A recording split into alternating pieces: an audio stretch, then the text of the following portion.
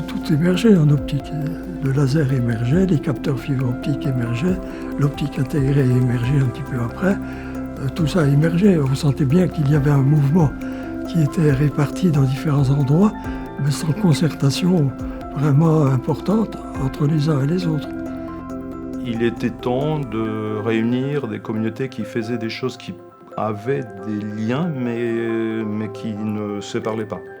Une des réussites que j'ai eues, je pense, c'est de mettre en place la SFO, qui n'existait pas. L'optique est une science de base de la physique, une partie fondamentale de la physique. C'est aussi un outil pour les autres sciences. Il y a peu de domaines des recherches expérimentales où l'optique ne joue pas un rôle. L'optique est partout. Il faut qu'elle reste partout, mais de toute façon, elle restera partout. Donc, je dirais, c'est quasiment dans son ADN. La communauté se retrouve dans la SFO. L'ensemble ou la quasi-totalité des opticiens de France sont liés plus ou moins activement à la SFO. Je trouve que c'est très très bien de s'appuyer sur une société comme ça, pas rester isolé dans son coin et vraiment de jouer collectif. La SFO a cette particularité de rassembler des industriels et des académiques. De pouvoir passer d'un côté à l'autre, c'est-à-dire du côté privé au côté public, ça enrichit tout le monde. La principale force des SFO, ce sont les clubs et les commissions.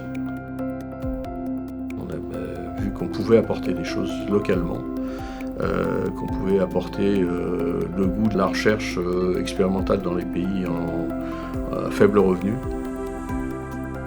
Et là, on a réussi à avoir autant de femmes que d'hommes invités à ces sessions plénières.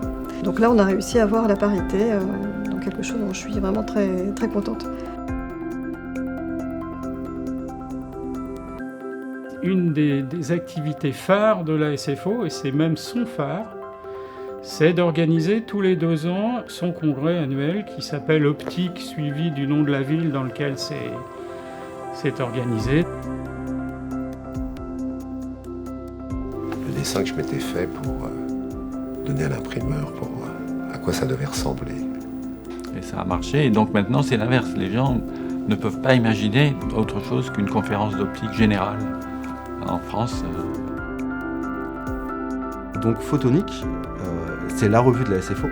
Il faut savoir qu'on a 6 numéros par an. On en a 4 qui sont écrits en français et 2 qui sont écrits en anglais, rédigés en anglais pour l'international.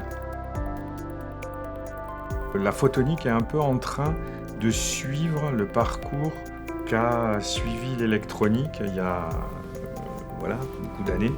Donc il y a une vraie structure qui existe aujourd'hui, qui n'existait pas il y a une vingtaine d'années. Il y a une vingtaine d'années, on parlait beaucoup moins de photonique qu'aujourd'hui. La SFO a vraiment trouvé sa place. Longue vie à la SFO.